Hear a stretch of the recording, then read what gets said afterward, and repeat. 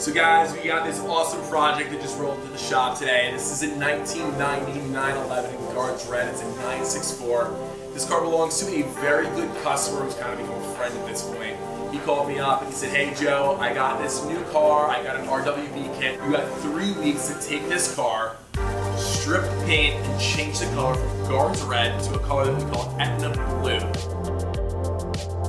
I said, "I'm totally in. Sign me up. Let's start."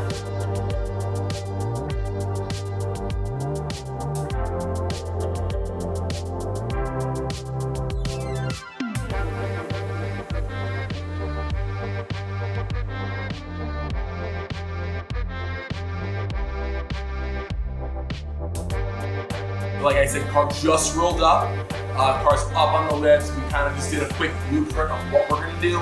So what we normally do is we get a car in and we literally dissect the car as much as possible. We want, minimalist form, just the body or just the parts, no trim, nothing on the car.